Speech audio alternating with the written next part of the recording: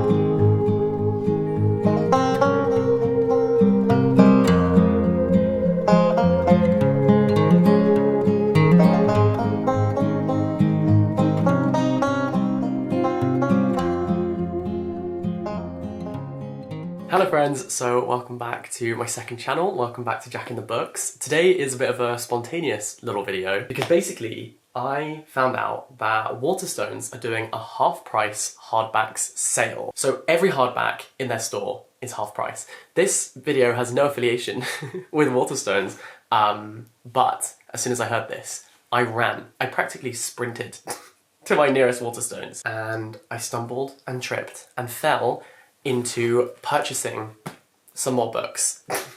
How does this keep happening to me? I don't understand. And I basically wanted to show you what I bought and give you a little haul. Firstly, I hope you all had a wonderful Christmas if you celebrated it. If not, I hope you're just having a wonderful week. Anyway, the first thing I have in my bag is these chocolates. Now, if anyone knows how you pronounce this brand name, please let me know immediately. Because does anyone actually know? Everyone I know pronounces this completely differently. In my brain, Gillian? The shell chocolates. You know what I mean. But one of my friends gave me those for Christmas, which is very, very nice. And then the rest of this stuff is books. So the first book that I bought is this one. This is a book called How to Kill Your Family. And I feel that you have to be careful about where you read this because like if you're just sitting on the train like this, the people around you are gonna think, cool, that guy's had a stressful Christmas. That guy's been at home for too long. But I'm glad this has such a genius provocative title because it made me desperate to read it. This is by Bella Mackie and I first became aware of her work when I listened to this podcast where she was talking about her favourite books and books that she recommends, and she recommended Hamnet by Maggie O'Farrell, and that recommendation alone is what made me go to the shop and buy Hamnet by Maggie O'Farrell, which quickly became one of my favourite books of 2021. So I thought, well, if you recommend books that good and you make me discover books that good, I will buy yours because I trust you. They say you can't choose your family, but you can kill them. I have killed several people, some brutally, others calmly, and yet I currently languish in jail for a murder I did not commit. When I think about what I actually did, I feel somewhat sad that nobody will ever know about the complex operation that I undertook. Getting away with it is highly preferable, of course, but perhaps when I'm long gone, someone will open an old safe and find this confession. The public would reel. After all, almost nobody else in the world can possibly understand how someone, by the tender age of 28,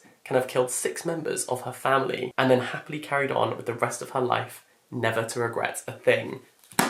Tell me you don't want to instantly read that book. That is such a good blurb. It's described by Jojo Moyes as funny, sharp, dark and twisted, by Pandora Sykes as funny and furious and strangely uplifting, a fierce and addictive novel about class, family, love and murder. So, also, can we take a moment to appreciate the Waterstones edition of this because it has these beautiful sprayed edges and I just think it's brilliant. So I really wanted to own a copy of this and here I am, now I do.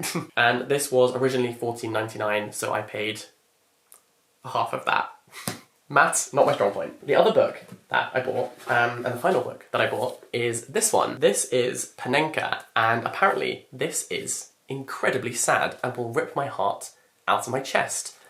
And I'm ready for it. His name was Joseph, but for years they had called him Panenka, a name that was his sadness and his story. Panenka has spent 25 years living with the disastrous mistakes of his past, which have made him an exile in his hometown and cost him his dearest relationships. Now aged 50, Panenka begins to rebuild an improvised family life with his estranged daughter and her 7-year-old son. But at night, Panenka suffers crippling headaches that he calls his iron mask.